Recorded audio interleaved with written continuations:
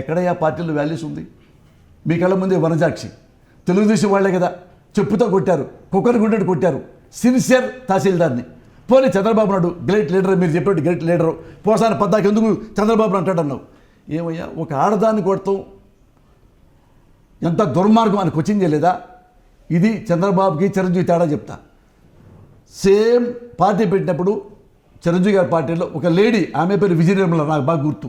ఆ లేడీని పార్టీలకు వచ్చిన ఒక పెద్ద మనిషి, నేను వస్తే నా కుర్చీలో కూర్చుంటా లే అని ఘోరంగా లేడీని అవమానిస్తే చిరంజీవి గారికి తెలిసి వెంటనే ఆ పెద్ద లీడర్ నోటీస్ పంపించి పార్టీలోంచి బయటికి వెళ్ళిపో, లేదా ఆమె కాళ్ళు పట్టుకు క్షమాపణ చెప్పు అన్నాడు చిరంజీవి గారు.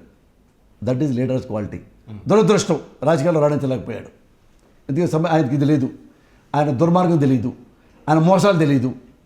ఈలాగానే పవన్ కళ్యాణ్ లాగానే ఫేస్ టు ఫేసు ముళ్ళు గుచ్చుకున్నా తీసుకుని వెళ్ళిపోతారు తప్ప ముళ్ళు ఎవరు గుచ్చారో ఆలోచించరు.